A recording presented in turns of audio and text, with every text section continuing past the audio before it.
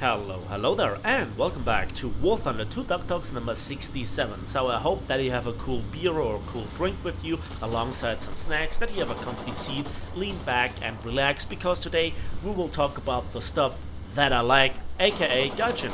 Look at it, learn from it, but please don't touch it, and so this will be a very positive Duck Talks. So the topics are the following. I want to talk about the 3.3 medium tanks throughout the nations and why they are so great. And this topic will be the main topic. I want to talk about it a bit more excessively, and I hope that I can convince you from it, and that I also want to enjoy your opinions in the comment section down below.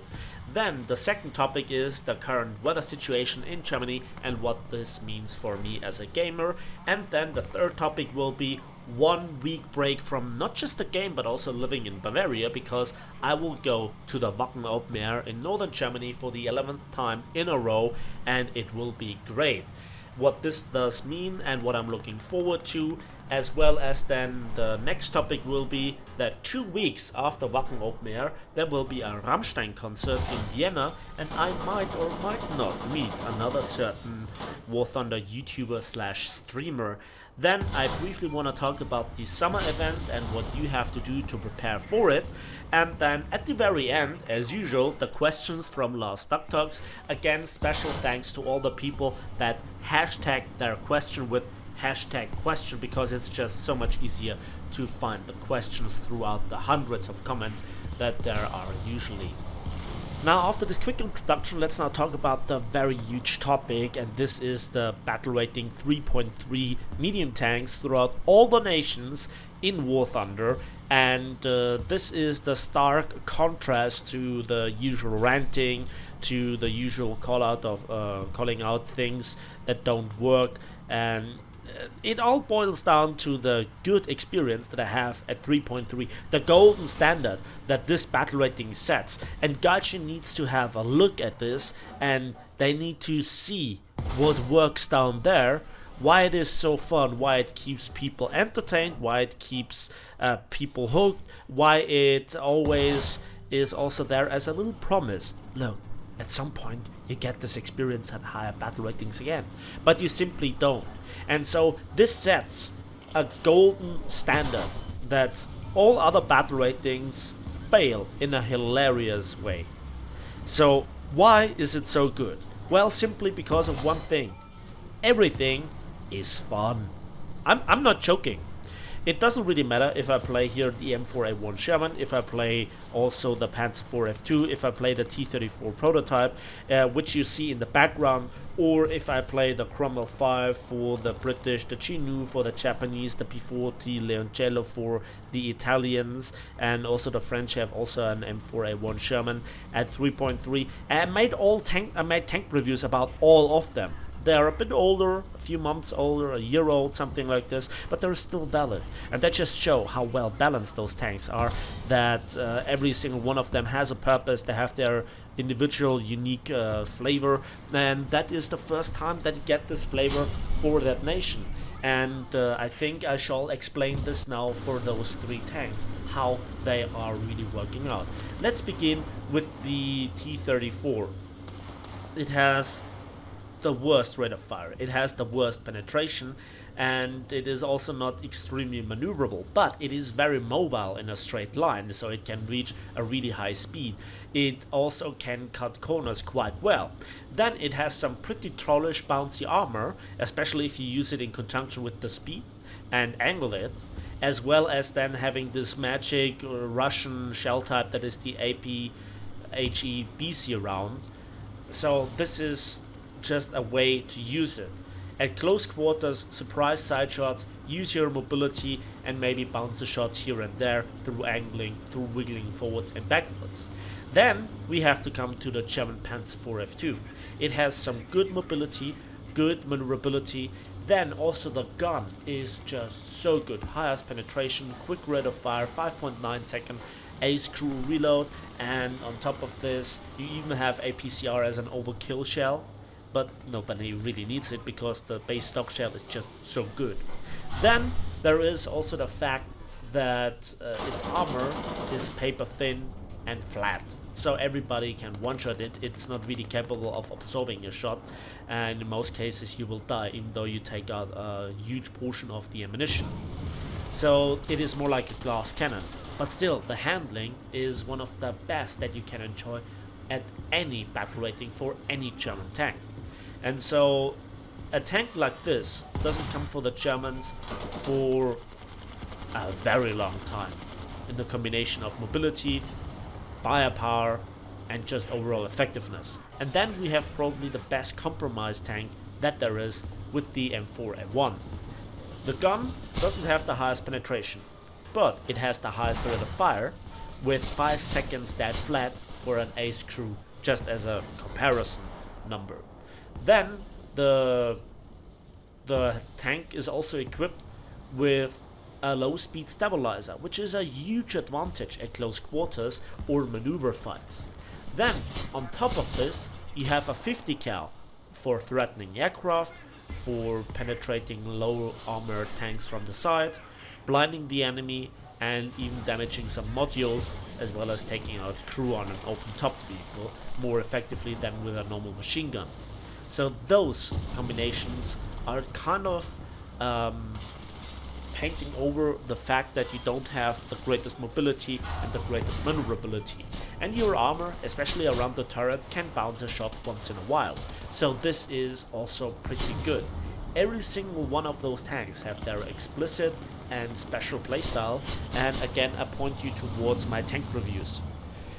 So with that said, that's not all, because everything around it is good as well. There are slower tanks, there are faster tanks, there are tanks with better guns, tanks with more armor. And so those medium tanks are good, are just a good compromise. And as another example, there is just the fact that the map rotation works, and the maps themselves are also working. They are just customized. They're feeling like they are customized towards the abilities of those tanks. So you don't feel like you're lost on a huge map where you have to travel for 5 minutes to go somewhere, and then you just shoot each other's faces 10 meters away anyway, like on Fulda map or sometimes on Kursk. So much for that. The next thing is that the maps are not claustrophobically small for the speed of those tanks. Like, you can play with those tanks on Karelia, but if you play with your, I don't know, with your Leopard 2A5 or with your Ariete, or with the Super MX, what, I don't know, on this map it's just claustrophobically small and just stupid to play on. But it just works for those lower battle rating tanks. Then the game mechanics just work. It's very simple, you don't really notice it, but there is nothing wrong with those tanks. I haven't experienced any sort of ghost shell, I haven't experienced any sort of weird disappearing of a shell or anything like this, unlike at top tier, where it seems like the game cannot really handle the technology that it tries to implement. And so all those things result in balance and ultimately in fun. It keeps you hooked, it's the perfect battle rating, and this is what Gaijin should just look at, what they just have to learn from it, but they never have to touch this battle rating. They must not ruin it, because it is more or less historically accurate, it is more or less balanced, and it is at the end of the day fun. Also, the tank destroyers are valid, the light tanks are valid, and just the game mechanics work, the maps work, and the economy is not neck-breaking.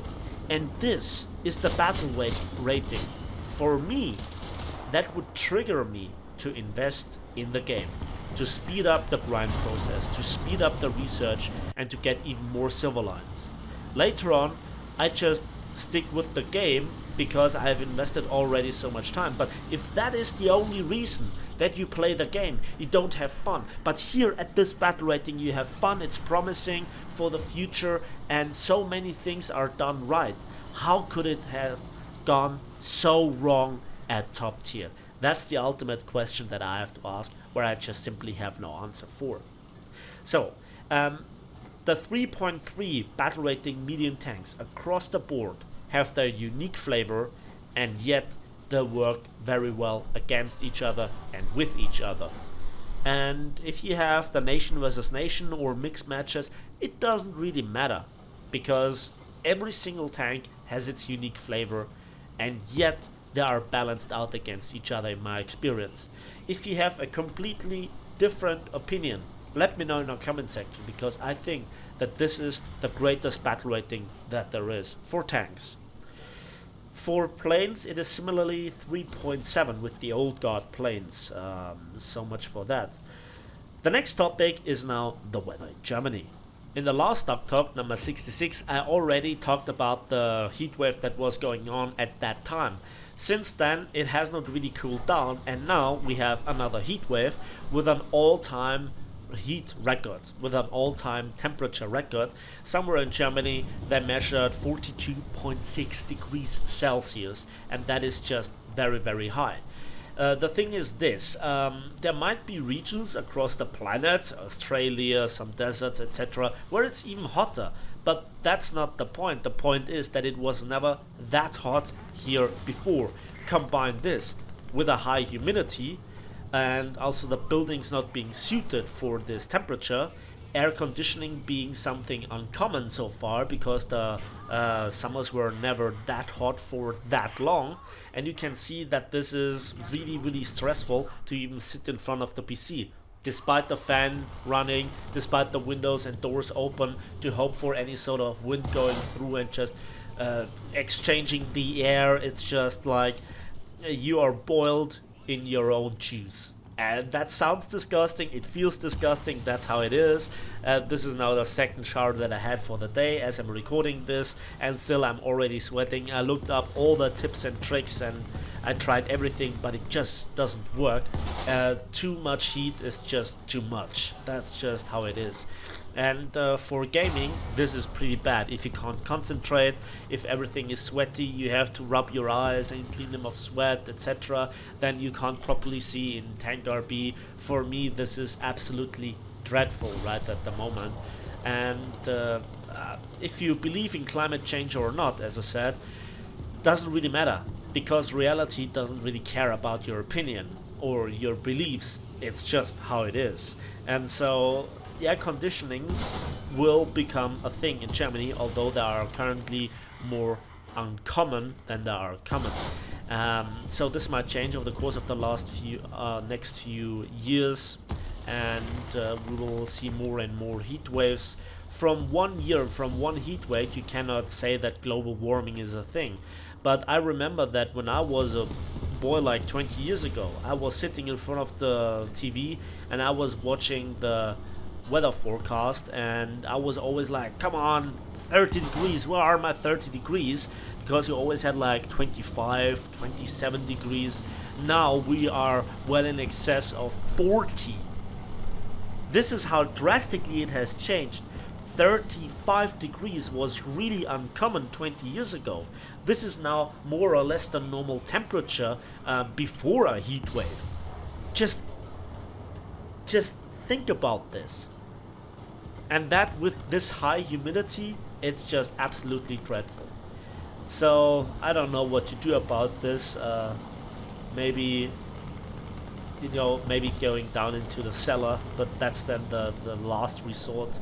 And if that heats up, then I'm done. Let's now talk about the next big topic, because this is one of the last videos that you will get for probably a week. Maybe there will be 1 or 2 videos for the next week, because I am 1 week away from the PC, 1 week away from gaming, and that has the simple reason that I go to the Wacken Open Air, which is the biggest heavy metal festival that there is on this planet.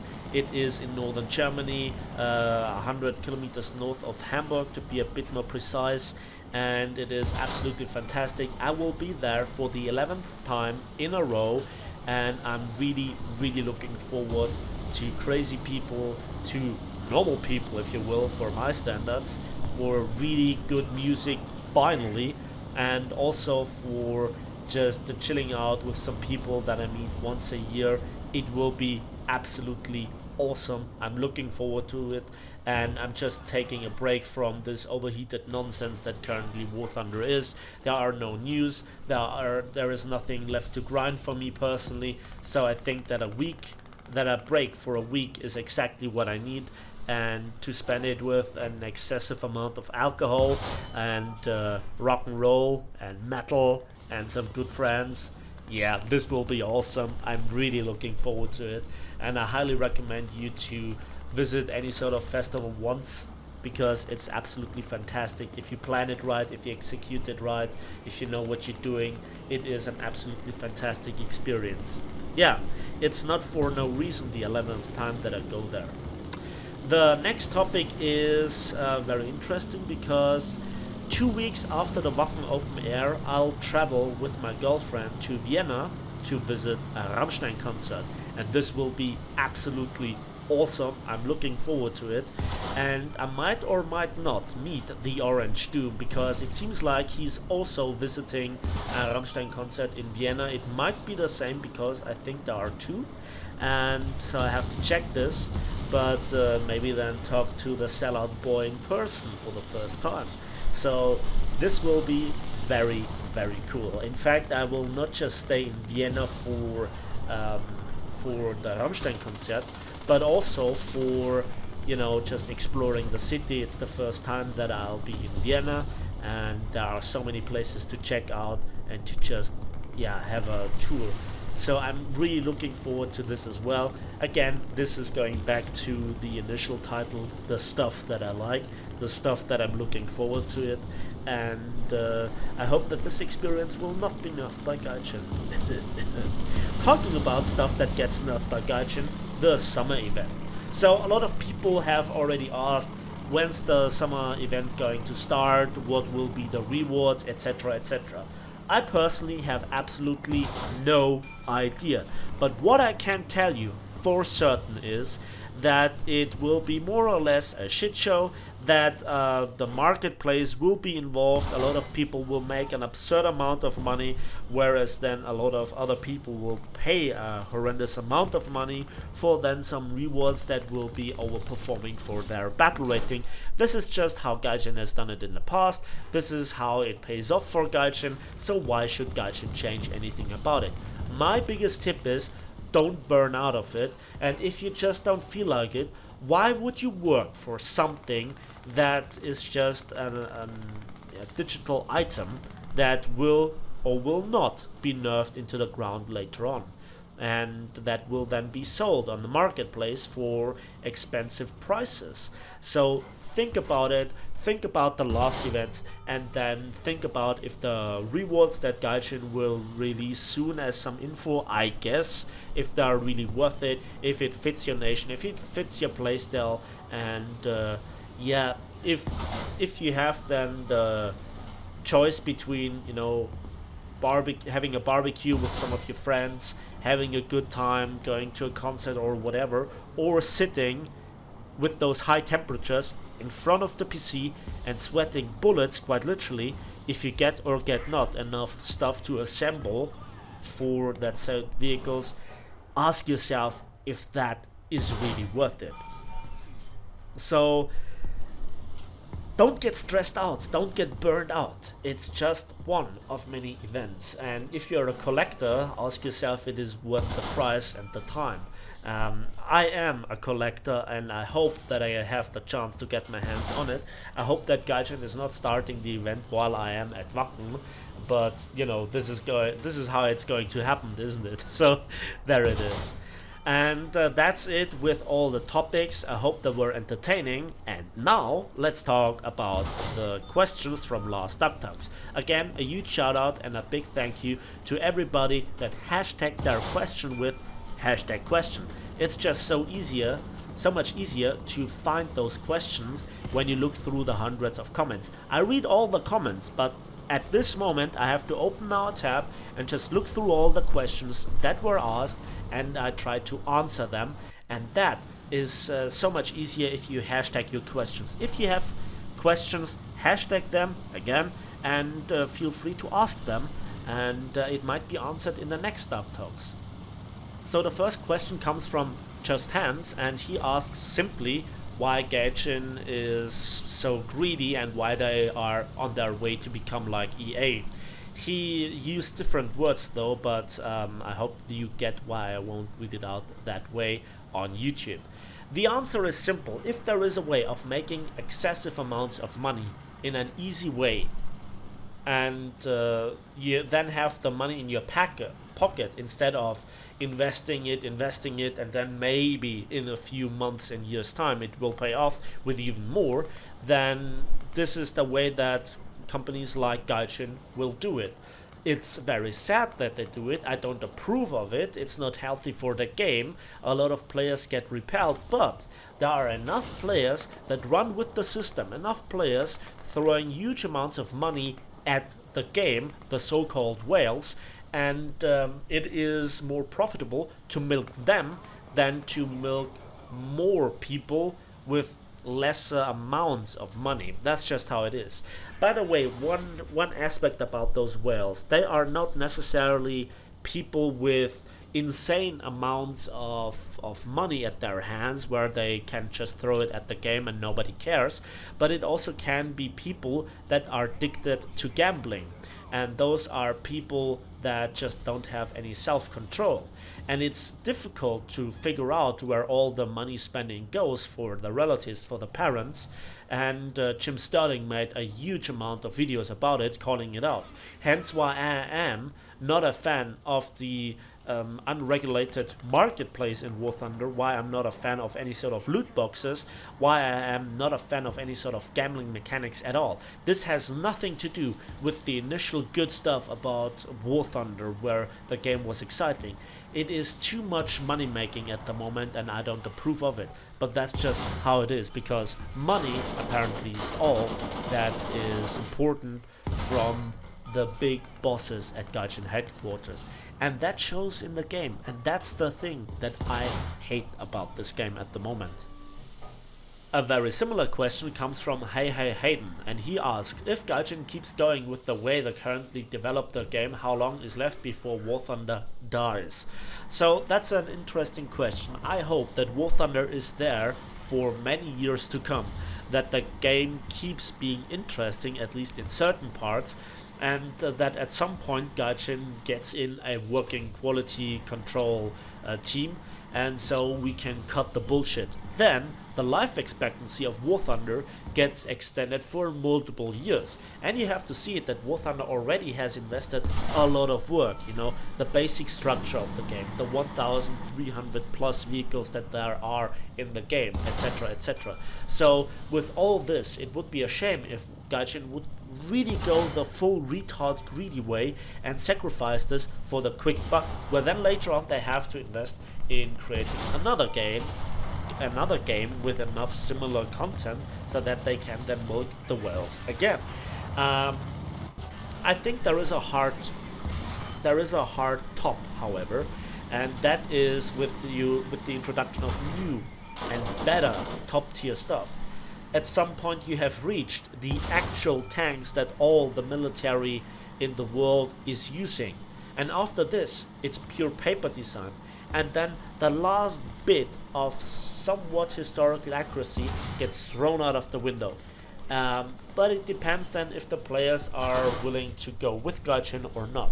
It is all down to the players. If the players stick with Gaijin, then they can do whatever they like. If the players react a little bit allergic to the bullshit Gaijin is pulling off recently, with releasing the broken content, imbalanced stuff, etc., then, well, the life expectancy of War Thunder is too short. If they cut the bullshit, War Thunder's life expectancy is much extended. The Nomura asked the question if I was saying in the last Duck Talks if we should stop buying the premium things, because that would be the only signal for Gaijin to wake up. This would really spit into Gaijin's soup, and the thing is, I profit a lot from the Gaijin partnership program. I only would highly suggest to you to think twice about buying a premium, and you should think about how this premium will do in the future. Is it somewhat power creep nerf safe because it has just this great mobility, such as a Hellcat, or does it have an Übergun like the Object 120? Then it is a bit safer to go with this for the future patches. But if it is a main battle tank that is just capable of dealing with the opposition, you can bet on it getting power creeped and not being that useful.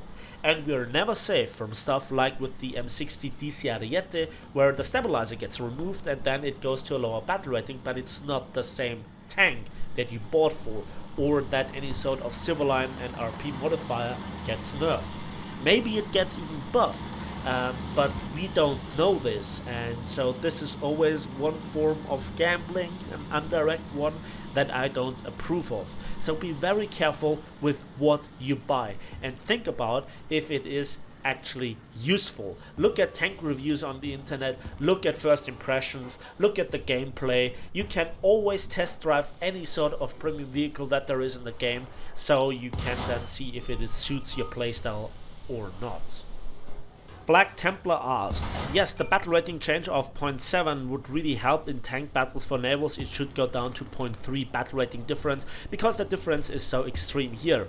Hashtag question, is there a chance that this battle rating range change comes to the game? Is Gaijin thinking about that, or do only the community want that? Normally Gaijin needs years till they do what the community wishes.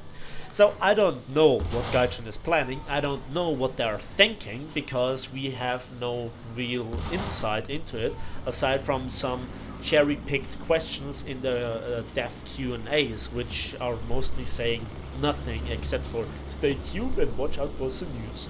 No, this is what I think would be a quick solution, a global solution to improve the gameplay experience and to bring more historical balance, some more historical accuracy and balance at the same time to the game.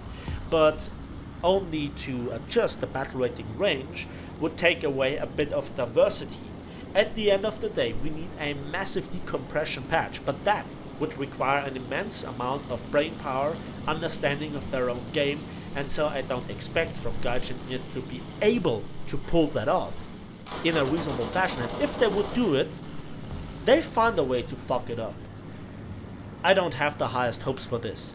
It would be a quick, good solution, and that would revive a lot of vehicles, especially if they are in some so-called battle rating black spots where they get up-tiered every single game. So this is then a quick, easy solution, but it's not the ultimate solution that the game would require to work properly at higher battle ratings. Then there is a double question from J. Will. First he asks if I would make a video about APCR, APDS and heatwave post-penetration damage effect, and also a very detailed video about how 5.3 plus subcalibers are underperforming and how Gaijin should fix this. So first of all, that's down to my decision, and I don't really think that at the moment I'm really in the mood to do so. I don't want to overtake Gaijin's work. They get paid for it, I don't. And the battle ratings where heatwave and APDS get spread around, I'm currently really burned out on. The next thing is, in one patch the post-penetration damage effect is just right, and then for no reason it gets nerfed and or buffed, and that is just absolutely wild. There are many bug reports out there, there are many suggestions on the official forums, etc., and Gaijin is not capable of just processing it. So I don't really think that a video of mine is really helping. And the next factor is, please don't forget, I'm just a tiny little leaf on the huge tree of expendable War Thunder YouTubers. My opinion doesn't matter at Gaijin headquarters at all. I'm just a freelancer, if you will. I'm helpful in making people pay for premiums if I make my reviews, and if I think, okay, it's great, then so be it. But the second I put out criticism, it might be the best criticism that there is, constructive criticism with lots of ideas how to fix stuff, which I did in the past, where I worked in the background and nothing has changed. At the moment I'm pretty much burned out on it, and I'm not willing to spend time and effort of my life on this game when it just lands in the trash bin. I'm sorry about this, but Gaijin has to change just a little bit to give me any sort of hopes that they are willing to change, which is the main problem of all the issues in War Thunder that we have. They are just working their asses off to implement new stuff Sadly, that then is broken, it leads to power creep, etc. And so even your second question with the endgame scenario of battle rating islands of 1.3 battle rating apart is just absolutely not helpful. I see where you're going from, but you're just patching. You're trying to patch a little wound, but this little wound is that the chicken's head is cut off clean. That's the difference, right? So just look at the battle rating spread we have in the game from 1 to 10.0 at the moment. At 1.0 we have tanks from, you know, the pre-World War II era, let's say 1930s, 1935s tanks, that's the first one, you know, or some really bad tank designs. And then we are gradually going with the years throughout all the nations higher and higher in battle rating. And there are even some post-World War II tanks implemented within the tech trees. Think about the ASU 57 and think about the crazy 20mm road car for the Italians, etc. But they are not excessively game-breaking. They are fun and they fill a certain battle rating gap.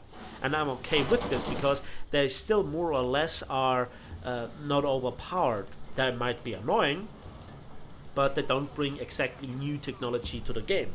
That just ends everybody's other tank's life instantly. And I think we have battle rating spread from 1.0 pre-World War II era to, let's say, 6.7, maybe 7.7, where then there is the end of the World War II era, where already post-World War tanks are implemented. Think about the British 6.7 tanks. And yeah, the problem is this, that this is over a time period of 10 years, okay? But then from 6.7, even before that, you know, but let's just say from 6.7 to 10.0, we have tanks from 1944, 1945 to the year 2006 in a battle rating spread of less than 3. That's never gonna work.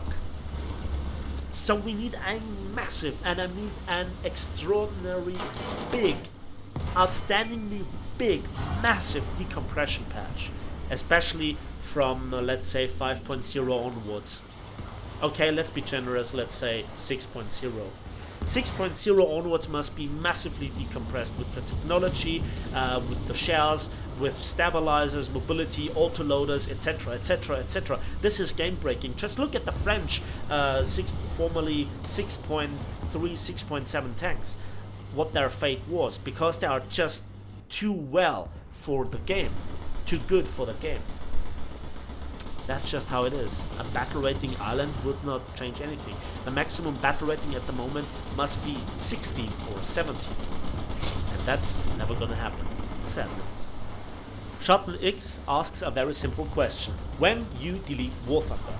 Well, that's not gonna happen anytime soon, because I just built my YouTube account around War Thunder. Yes, there are other options such as World of Warships, fishing videos, and maybe some more real-life stuff for other games, but I'm just used to this. I love the game has so much potential, and there might be the chance that Gaijin is coming around and they're fixing some aspects that are broken, and then I want there to enjoy the game. And there are parts where I enjoy it. And I hope that I made this clear. I rant often, I like to rant, but at the end of the day I just want to see the game succeed. I just want to see them cut the bullshit, and then I'd be the happiest man alive. So, delete War Thunder? Not an option for me, sorry mate. Maple Many Numbers asks, how is the E100 right now in the game? Well, very expensive, very slow, and just a big XP piñata for anything. For aircraft with bombs, for helicopters, and also, yeah, for a lot of tanks with high pen AP or heat or AP, FSDS, you name it. Its glory days are over, and it needs a massive battle rating reduction, such as also the mouse, because its armor is more or less useless. A very interesting question comes from Julian Morisco, and he basically asks in a very long question what nation I would recommend for a good experience in the World War II era. And I have to just simply tell you that you have to find your out for yourself. My biggest tip is grind every nation to roughly 3.3, 3.7, and then you can figure out if you like this nation or not. The three best nations, in my opinion, are next to Germany, as well as the Americans, maybe the British. But the Russians are always very beginner friendly, I have to say. And so I think that those four nations are the best choice for a beginner. And just play a little bit with every single nation to see if you like their style or not. You always can have a look at gameplay videos of certain tanks on my channel, and or reviews where you then have stat comparison, and you also can always freely test drive any sort of premium if you have it or not, and then you can see if you like it or not. So that would be my best tip. A question from Estergal. Hey Napalm, what will happen when the DuckTalk 69 comes? Oh, I have something special prepared for that. A double question from Michael Breza. Question: do you agree with me that in RRB should be also altitude borders which you would gag like map borders, for example in 7.5 kilometers altitude, to prevent those weep XD running in space and ruining the game? Second, after last update I die 50% of the time because of ghost shells. I hit him first, then it flies through clean, no hits, and he kills me in return. Do you experience that too? Well, first of all, a high altitude limitation, that would be a bit bad for certain planes, and sometimes in Jet RB I have very high altitude limitations, and it would be just a limitation to the more or less open world of War Thunder's Gaijin land. But yeah, 7.5 kilometers is still very, very high, and you never can really do anything against those stupid bomber pilots that try to run. And those are not necessarily only weeps, especially American love to do this, American bomber pilots. Then to the ghost shells, yes, that was a massive issue. Gaijin has reduced the amount of ghost shells drastically, but they are not completely gone, and yes, that is super annoying. A very difficult question comes from Muti. How can we force Gaijin to actually listen to the community and balance / polish out the game? Well, I don't really think that there is a way to force Gaijin, but I hope that the simple logic behind the argument, make a good game, people enjoy it, people want more of it, more people pay for the game, would make sense. But then the whales are the problem, as I said in the beginning. So at the moment there is only the bigger YouTubers that would have any sort of impact, and they're making a living out of YouTube, so they would risk their status and their relationship with Gaijin if they would criticize. You cannot blame them for doing this, but this is just how it is, you know. And so I don't really see a way to force Gaijin to make them listen, hopefully with good suggestions on Reddit, not so much on Reddit, but on the official forums, and making good posts. That's the only thing that we can hopefully see having a good result. Other than this, not so great ideas are left. Jansen X12 asks the very simple question if I believe in Gaijin being able to rescue War Thunder. Well, let's be honest, War Thunder is not in an immediate danger, and the current low of the players is also down to a certain degree to the weather, and so it is not in an immediate danger, but it could be massively better, and I absolutely know that Gaijin is absolutely capable of turning the game around 180 degrees. It's just the will that is lacking. So I hope I answered that question. Cannibal Sausage asks, question: do you think the Horton 229 should go to 7.7 or at least 7.3? Well, I don't really think that the Horton is in an overperforming state right now. If you think about the hard nerfing of its ammunition belts, and also the accuracy of the 30mm, and the frequency where with you just turning simply the plane, you rip your wings. If it would be a plane that actually would work properly, yes, then 7.3 might be an action. But again, this German plane, in this case, is a performance problem for those jets, so we have again a problem with compression within jets, which I was speaking out against for years, and nothing has changed. The Clockmaker asks, do you think that Gaijin will change the mentality towards the game and towards the fan base? My simple answer is no. As long as enough money is coming in, they have no reason to do so. A very interesting question from Michael Vondracek. I hope that is how it is pronounced. Question: ship long range shooting guide video? Question mark. Well, not at the moment. I'm waiting for the next batch of cruisers, and then I hope that we have some fix to the overall accuracy problem, because if the inherent problem lies with the busted accuracy, made a video about it, then there is no reason to try to improve your aim if the dispersion is across the map. So I hope I answered that question. Kawaii Dino Girl asks, how do you play Enduring Confrontation in RRB? Because I never see it like with the scene with the JU-288. Well, sometimes on certain weekends, Gaijin offers you the option of playing this event. And yes, then it's an event. And then it's over the course of 3 days, and then it is glorious. But there has to be an announcement, and on a normal day you cannot play it, sadly. Warhead Beasts asked a question about the current status of the British 8.3, like with the first Chieftain, and the Chieftain model is the same like at its introduction many years ago, and it doesn't look good anymore, and the bad performance of this tank leaves it helpless. Well mate, congratulations, you found another example of power creep, of nerfing, and just something that Gaijin is not really caring about anymore, even though it would develop problems throughout the patches. So this is like one example out of dozens, if not hundreds, throughout the game. Sorry mate, but there is no hope for this. And on that bombshell, that has been Duck Talks number 67. I hope you enjoyed it. I hope you don't mind the 42 minutes, the 43 minutes that we were approaching. But this is the last video you might get for a week or so, and I hope that you enjoy it. And thanks for watching, thanks for listening. Again, if you have a question, please hashtag it with #question. That would help me to find the questions for the next Duck Talks, which then hopefully comes soon after I return from Wacken.